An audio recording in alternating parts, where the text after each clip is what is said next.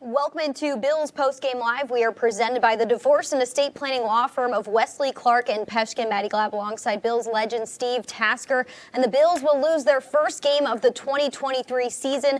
22-16 is your final score. They were able to get into overtime, but it didn't matter if Aaron Rodgers was a part of this one because the turnovers got the best of the Bills. In the fourth quarter, with just over 9 minutes left, Josh Allen threw an interception. The Jets would then drive down the field, score a touchdown to tie things up. The Bills would then fumble on the next possession that they had on the first play. Then the Jets were able to score a field goal to take the lead 16-13. Bills were able to get a field goal to bring it into overtime, but it didn't matter because that first possession the Bills had, they didn't do anything with, and the Jets were able to score on a punt return touchdown by Xavier Gibson. That would be the end of the game. Steve, what do you make of this Week 1 game? A lot of people say the Week 1 is a liar because a lot of crazy things happen in Week 1. You're not really seeing the team that maybe you'll see in the middle of the season on the field in the first game of the season. The Bills looked a little bit sloppy tonight in terms of turnovers and fumbles. They had a hard time stopping the run. How do you make sense of what happened tonight against the Jets? Certainly the Bills didn't play their best football. We've seen them play, even in the preseason, we saw them play better than this at times. And Josh, turning the football over 3 out of the 4 possessions of the second half at one point. It was as bad a performance by the Bills as we've seen in a long stretch. Maybe, perhaps even back at the end of last year when the DeMar Hamlin thing and the team was kind of emotionally crippled. We knew it was going to be a tough environment. Knew the Jets had a salty defense, right. Maybe as good a defense as there is in the league. But we'll see if the Bills can rebound from this. Knew it was going to be a tough night. Get them into overtime on the road. You would think that'd be okay if Aaron Rodgers had played. He played 4 snaps. Zach Wilson did it to the Bills again. That's the tough part about this whole thing. Yeah, that is the tough part, is Aaron Rodgers is such a great quarterback. The Bills knew it would be a tough test against Aaron Rodgers, but in walks in a quarterback like Zach Wilson. The Bills thought maybe we could take advantage of this. Maybe we could do something against a quarterback who hasn't done as much as Aaron Rodgers has, but in the end of things, the Jets were able to beat the Bills 22-16, your final score in overtime. Josh Allen on the podium speaking to media right now. Let's go right to Josh. Josh, the 4 turnovers, was that something that they did, or is that just you maybe forcing the ball, trying to force the ball in a little bit? Yeah, trying to force the ball.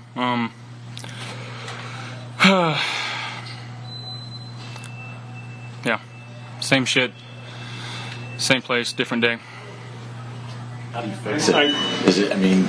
What do you got to do to get it on track? Yeah, mindset-wise, just trusting what I see and sticking with it and not trying to force anything. And it's a good defense we played, but, we can't play 2 guys. Can't play them and us, and I played us tonight, and yeah. I know it's fresh, Josh, right? But, this is something we had talked about. You had made it a point to say you were going to try and make a concerted effort to limit the turnovers this year. Maybe what are you seeing or not seeing, and maybe take me inside that comment. Yeah, it's not like I'm going out there and trying to throw interceptions. Yeah, I guess we'll find out on tape and try to correct it, and got to correct it fast. We got a short week and can't let this game turn into 2. Could you take us through just what happened on the fumble today? Yeah, just kind of slipped through my hands. We had a motion. I went to grab it. Was just trying to get yards and got hit on multiple sides and just fumbled the ball. And the 3rd and 3 throw for Gabe, I think it was, on the right sideline. Just kind of what did you think there? Yeah, I think the kid made a good play. Whitehead made a good play on that one. Still can miss outside there, and 3rd and 3, just knowing the situation, and I'm starting on that side, but maybe getting back to Diggs running on the shallow there. Josh, when you said us and them, playing us and them, or 2 people, what do you mean by that? Can you elaborate on what you mean by that? Yeah, I can't. I hurt our team tonight. I cost our team tonight. And it feels eerily similar to last year, and I hate that it's the same. I do. Why do you think this defense gives everybody on offense so much trouble?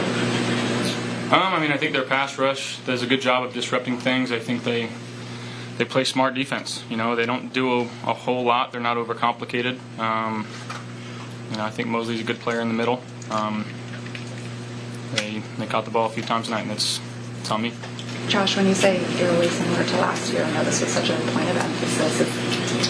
Is it more of a surprise of something they did, or is there anything you can kind of pinpoint it on? Again, I couldn't tell you right now. I've got to go watch and learn from this one. The other one, was there a feeling that you were still just one knockout punch away, one more score from kind of putting it out of reach? Yeah, I mean, our offense, had no quit. Getting 2 minute, getting a field goal. Bass kicked a heck of a kick there at the end of regulation, and gave ourselves a chance to win the game in overtime, and just didn't execute. The other specific one, the first drive of the third quarter, Quinn and Williams had pressure up the middle there. Did that you went deep. Did that affect your throw, did you think? Was your arm hit? No, it didn't hit my arm. It may have forced me to make a decision. But again, it's knowing the situation, understanding what I can and can't do, and I can't do that there. Josh, why in the overtime, 2nd and 15, why run the ball there in that situation? Too high shell, just trying to steal some yards back. Josh, you always seem to take it on yourself when things don't go well, but this seems almost more personal in how you feel about how you played. Does this feel different than other games where things haven't gone your way? No, at the end of the day, I still had a chance to win it, and that's one thing I'll always have is just the confidence to go out there and get it done. And we prepared so hard, the effort was there, our guys played so hard, defense gave us opportunities, they played a heck of a game, and it sucks when you feel like you're the reason, and I am the reason why we lost tonight. Do you feel yourself pressing at some point, or can you take us into how you're maybe negotiating in between series when the defense is out on the field? What you need to do mentally to go back out there in the next series? Doing too much, or thinking, getting too aggressive mindset, or what? How are you handling that? Or trying to dial it in? I don't know. I'll have to talk to Kyle and Shane on the sideline and Joe and figure out what we can do best going forward and how to control that. To that point, did they kind of snowball, or were they all just very separate, the interceptions? They were separate. And again, I don't think it's really anything that they did. And make no mistake, they're a heck of a defense. But I made the decisions. It did look like you were having some conversations with Sean, stuff in between those. What were they telling you to try to get you back on track during those moments? Just to keep trusting myself. With Rodgers went out, what was the thought? When they lose Rodgers the fourth play of the game, what do you mean? The thought was got to still continue to play football. Yeah. All right, let's hit this week's Player Spotlight. It's presented by Microsoft Surface. Microsoft Surface is the official tablet and sideline technology of the Buffalo Bills. And our Player Spotlight tonight, a bright spot, I would say, for the Bills. Dalton Kincaid, what we were able to see out of him on the field tonight. He goes 4 catches for 26 receiving yards. He was targeted 4 times. He caught all 4 of those targets for 26 receiving yards. So, Steve, what do you think we saw out of the usage of Dalton Kincaid tonight? What did you like about his involvement in the game plan? It's about what we expected. Quick outlet throws, made some nice run after catch. His long catch of the night was 9 yards, but he caught every single ball, every single target that was thrown to him. And that's kind of what we're looking for him to do. So in that respect, he's exactly what we anticipated. Would like, and after a night like tonight, we anticipate probably more targets for him. Mm-hmm. When you've got an efficiency rating like that, 100% of the targets you catch and get positive yards, you're going to get more yards. You're going to get more opportunities, and that's what you can expect to happen next. We saw 11 personnel out there tonight. We saw 12 personnel. We even saw 13 personnel out there tonight. So with the usage of a guy like Dalton Kincaid, with what he adds to the offense and just the diversity that you can bring to an offense with a guy like Dalton Kincaid, some of the new weapons as well in Deontay Hardy and Trent Sherfield, what did you see out of this offense with Ken Dorsey in his second year that was different? Did you see any differences here in week 1, or do you think we saw much of the same as we saw last season? Well, no, there was a lot different. They did go to different personnel formations a lot more often. I thought you saw Sherfield coming in and getting some reps. You saw a lot of Deontay Hardy in the game as well. I think Diggs once again showed why he is as good as anybody. 10 catches Diggs, for 102 13 targets, 10 catches for 102 and a touchdown.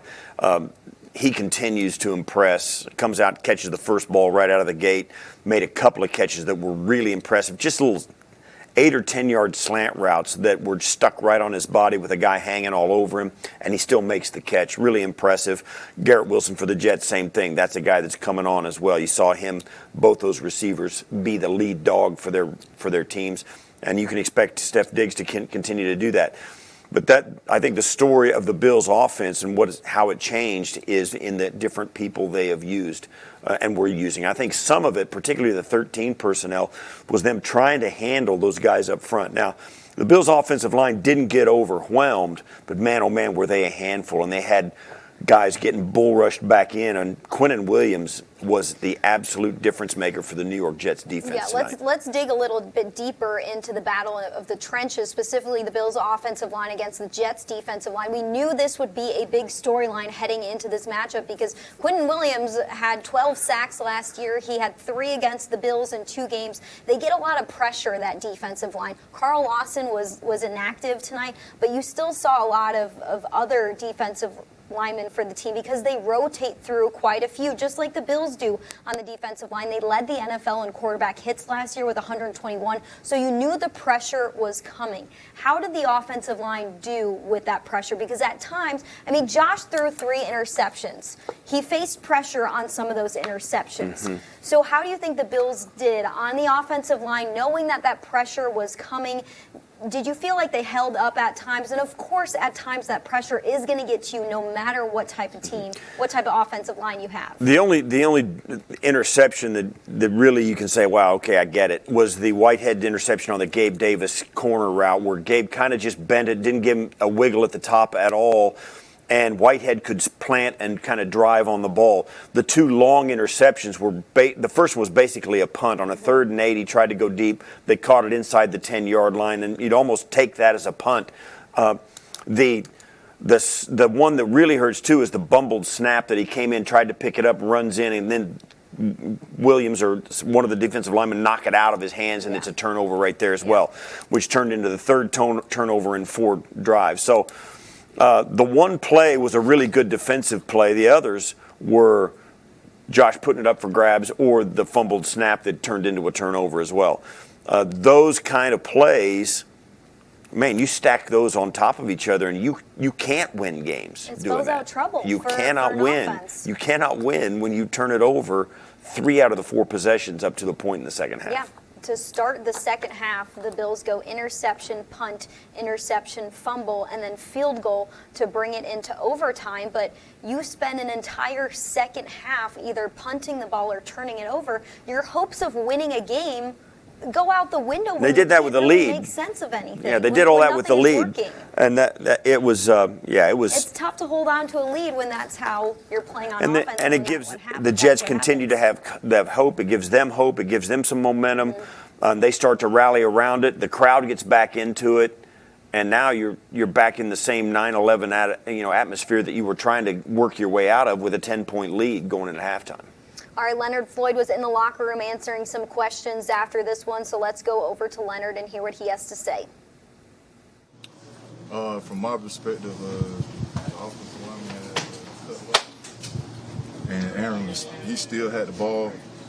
I'm like, Aaron, please still hold the ball. And I sat him. I guess he got hurt. I didn't realize he got hurt until later in the game when he didn't come back in. But felt good to make a sack for the team at that time. What do you think happened on the first play of the game, long run, and then later when Brees gets loose again for the 80 yards? Just got to be better on defense, man. It's our job to stop the offense, their offense from scoring. Just got to be better with our execution. What was the feel defensively once Aaron went out? Still same game plan, or did anything change? Obviously, the game plan changed a little bit. You got more of a running type of quarterback with their second screen guy. But we stayed with our game plan. We fought hard and played hard on defense. Just got to be better towards the end to win the game. I guess anything specific from you, it seems like I know you got gotten a bit of a flow during the game. Did it feel like confident in this defense? Like, how do you think overall this defense played tonight? I think we played well, but it's also always things you can fix, correct. Got to come in tomorrow, watch the film, and just get coached on the mistakes we made. And got to realize it's a marathon, not a sprint. You know, we might have lost this first game, but we can get on the road next week. Thanks, Leonard.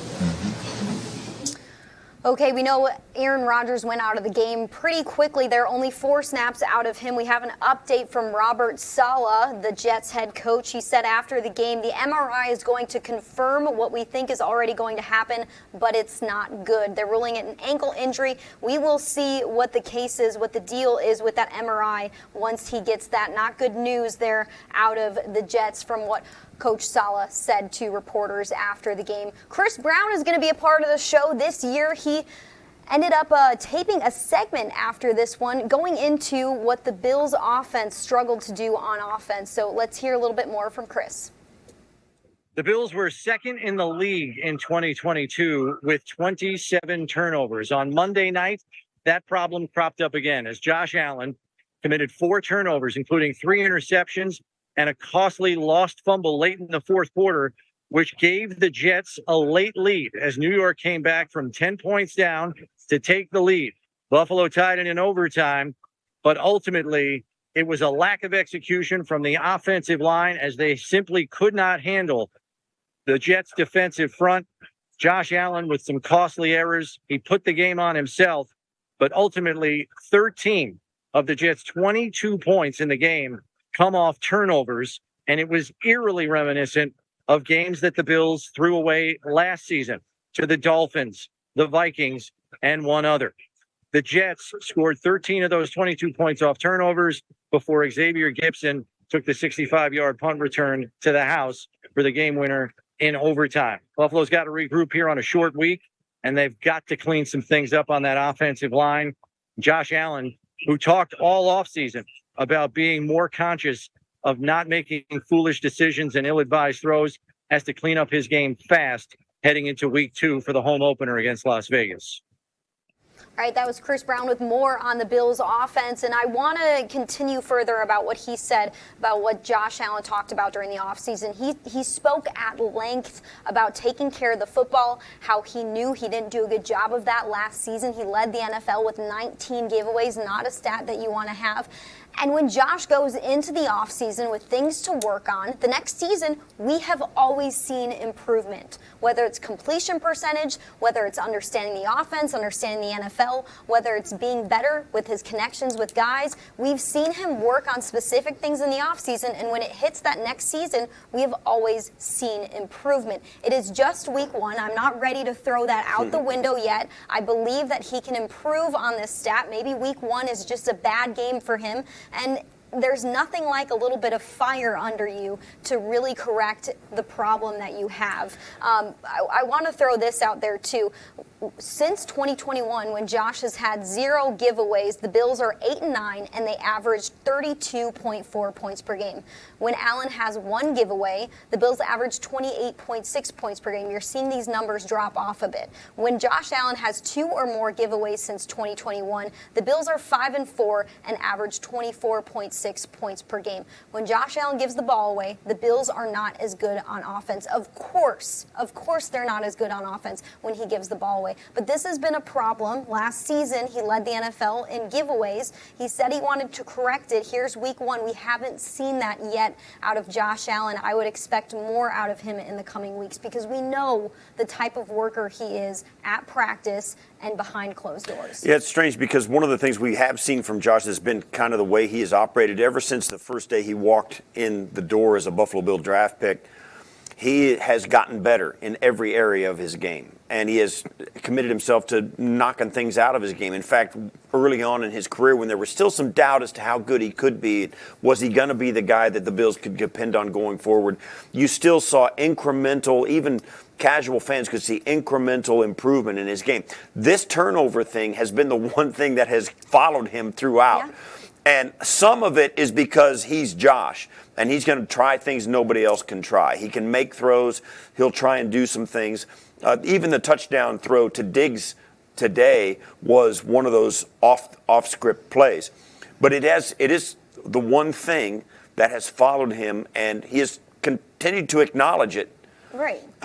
But even in the best games of his career, every once in a while it raises its ugly head, and he's had a hard time shaking this one. A couple of the issue. interceptions, you could look at tonight's and the interceptions that came on balls that were thrown 20 or more yards, and you look at the play and you think, Josh, what's going on here? What are you thinking? But then you see him score a touchdown in the end zone that's off script to Stephon Diggs, and you go, oh my gosh, he's such an athlete.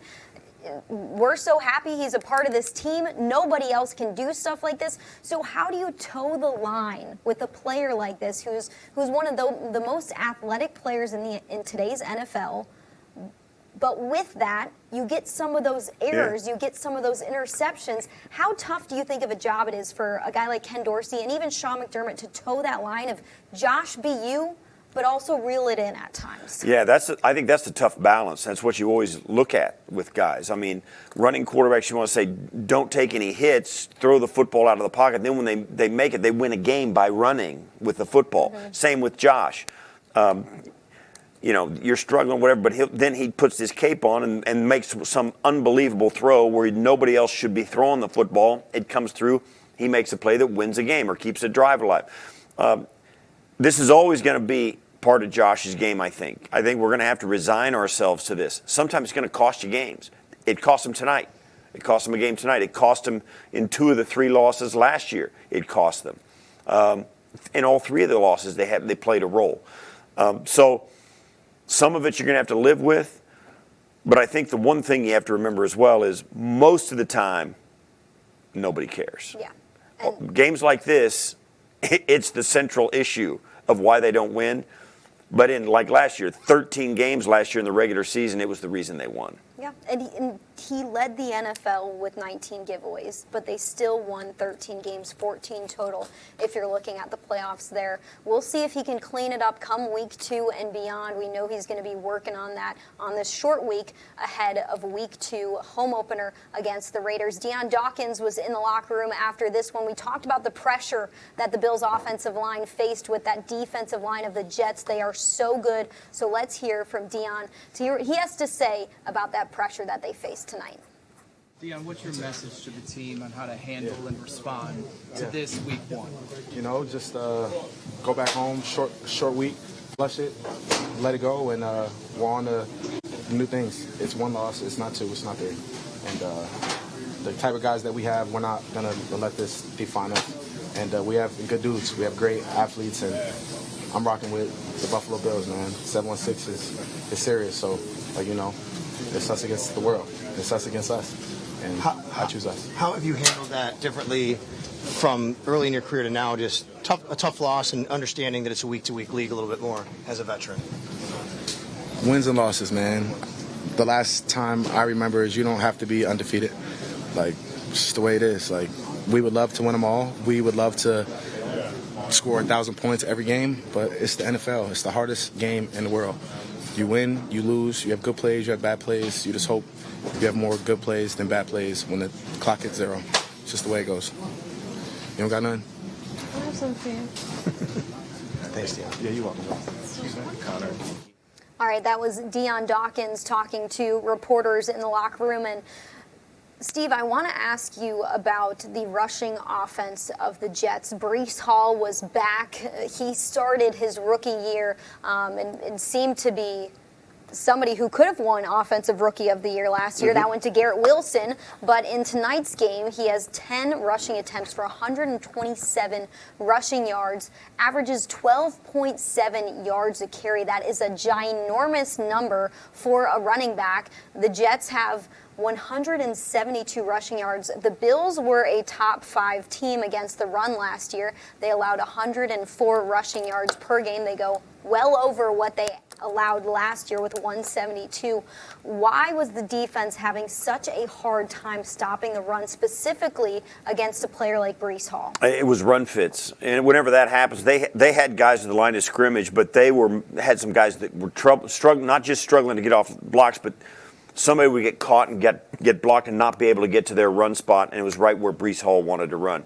Whenever you get a guy running through the line like he did, somebody's missing something. Now, once in a while, you'll miss a tackle, and that you can kind of understand that. But I think some of the problems they had were some miscommunications, the guys just not being in the right spot in their run game, in their run fits. Some guys might have been getting blocked. Certainly the Jets' offensive line blocked them up a couple of times really well. But I think when they go back and look at the film, I think it's going to be a technical issue that they're going to be able to fix with alignment and anticipation, making sure that they don't take a bad angle and get blocked because they took the wrong angle. I think you had a couple of guys missing their fit, missing their gaps, and against a back like Breece Hall, that's all it takes.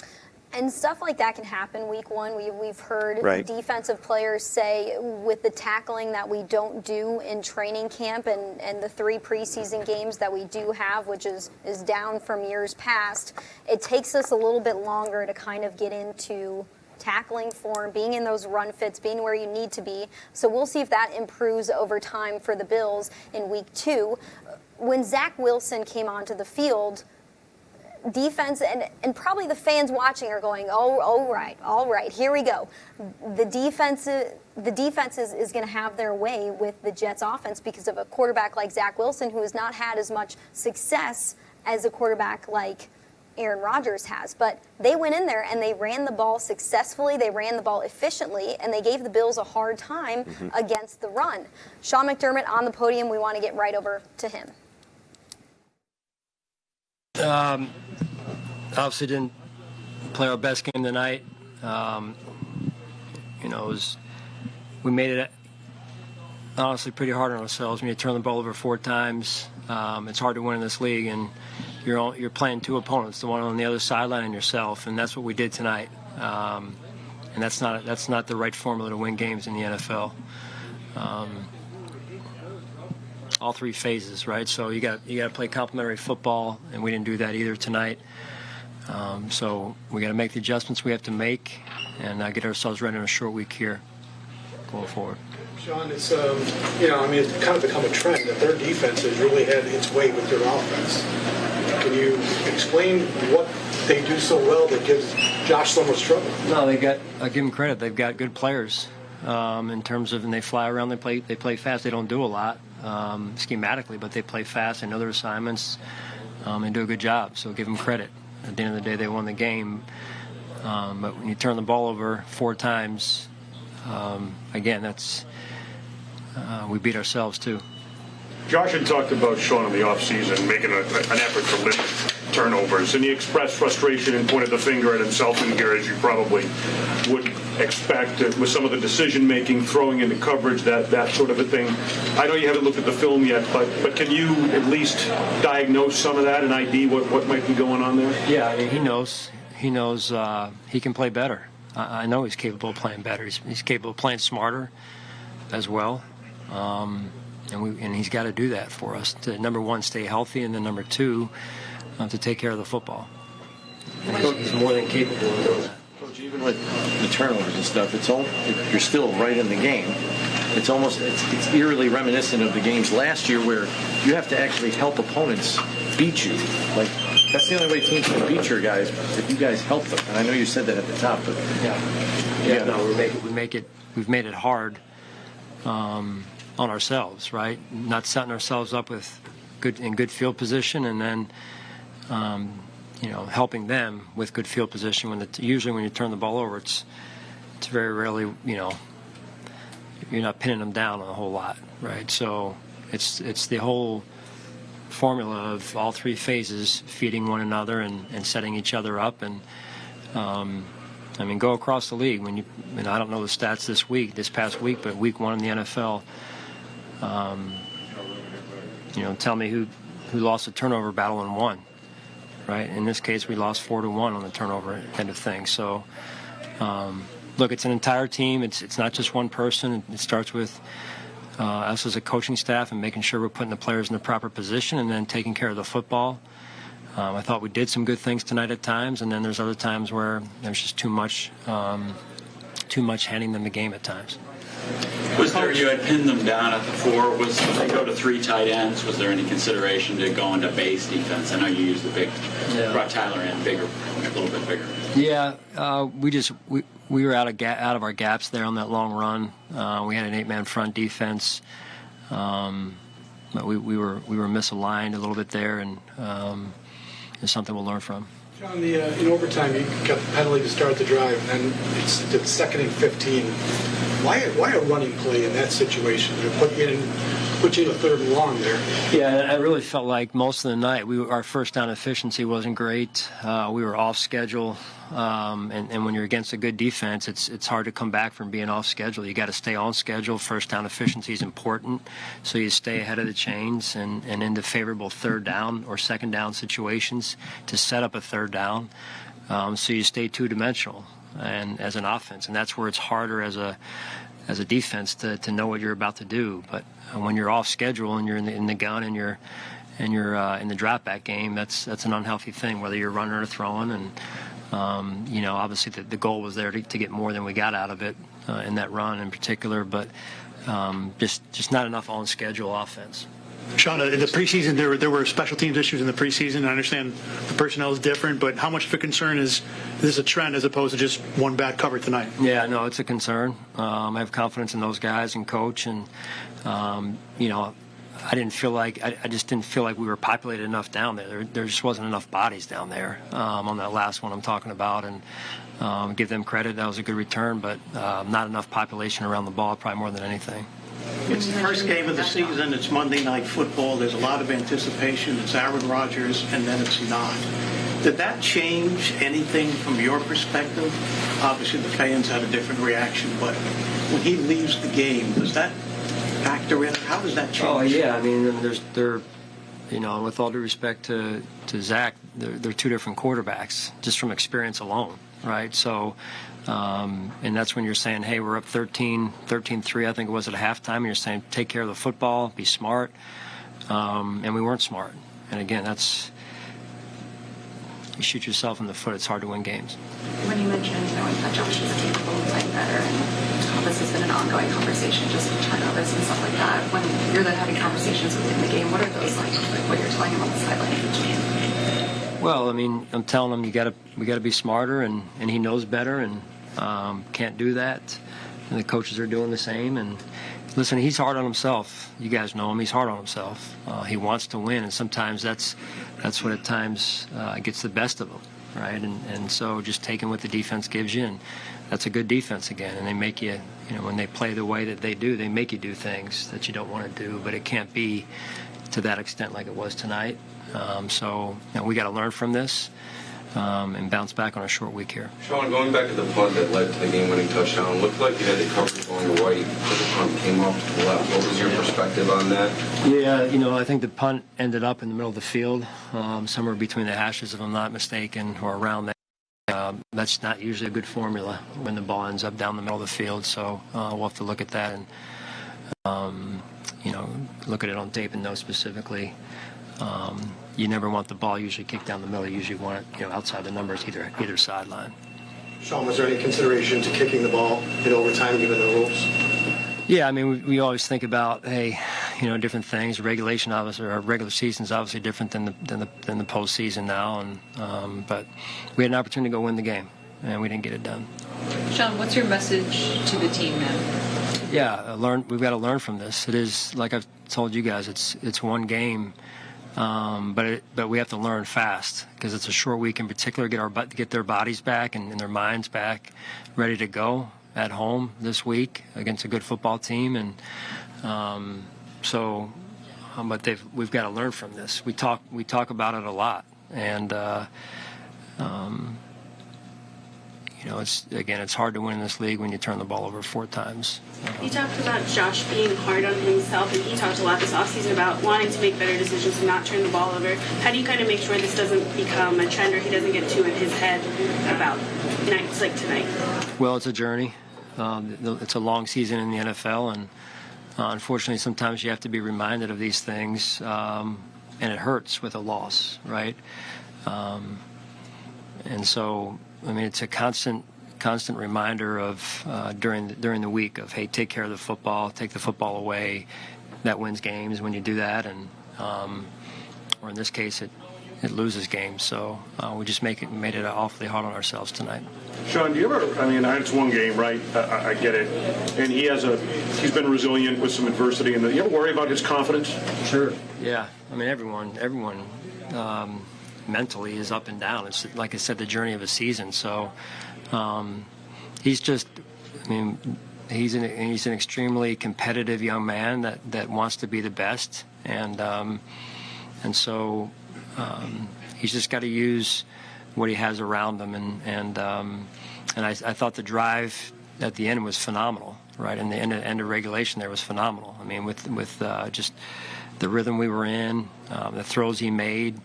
I thought the protection was pretty good as well, and I mean, I thought that was a heck of a drive to go tie the game, and then T. Bass made a great kick. So that's what he's capable of, and. Now it's just about getting everybody back in the right spot. So, Coach, just to be clear, it wasn't Sam out kicking the coverage. It was just getting bodies down the field. Well, I got to go look at it, Chris. I mean, you're talking about a punt at this point, right? I know it was somewhere down the middle on the catch. So, where I'm standing, there's a scrum of people trying to get to the ball carrier, and there's a wall of people, and it's hard to see exactly where everyone was or wasn't. So we got to diagnose that on the film here. Sean, going back to what you said about being off schedule, how much do you think that contributed to the turnovers itself? Yeah, I mean, if you study turnovers around the NFL, around the game, a lot of turnovers take place when you're off schedule, when you're behind the sticks, or what we call in the red. And that's not a good place to be. And so when you're in those situations, you've got to be smart, knowing that, hey, pretty much a one-dimensional offensive thought in those situations, but they know it's one-dimensional also, and so you just got to be smart with the ball and don't put yourself or the ball in harm's way. Thank you. Thanks, Sean. All right, that was Sean McDermott telling everybody it's a short week. They're going to have to be able to correct some things, those turnovers being one of those things as they approach week 2 against the Raiders, the home opener for the Bills. Again, Robert Saleh telling reporters after the game that they fear it's an Achilles injury for Aaron Rodgers. The MRI will confirm what they think they already know. They said it's not looking good. So I want to finish our show tonight by talking about just that. Aaron Rodgers, the Jets push all their chips into the middle, say that we're all in with a guy like Aaron Rodgers, a quarterback like Aaron Rodgers. We can win with him. He's one of the best in the NFL. He plays 4 snaps tonight and goes out. And who knows what the future is going to be for Aaron Rodgers. How tough is that to see? Take the Bills fan hat off. How tough is that to see out of a quarterback like him? It's crushing. It's crushing for a 39-year-old guy to come out and have an injury of that magnitude that early in the season. That really casts a shadow on the rest of his career. You thought you were going to get 2 solid years out of him in New York at least, and then if it was going well, maybe let him transition to the next QB. That is all in doubt now. An Achilles injury is maybe the last injury we've seen in the NFL when it used to happen. It's like an old ACL injury. When it happened back in the day, it was a career ender. Now they've got kind of the procedures, and the medical industry has caught up with the fact that you can kind of recover and come back from that. We've seen it dozens and dozens and dozens of times. Achilles was that last one where if you got an Achilles, popped your Achilles, it was a career ender. It's still very difficult to come back from. Players have done it. Brian Bates, for an example. It's difficult to come back from that. We'll have to see what his prognosis is, if it is indeed a fully blown Achilles tendon.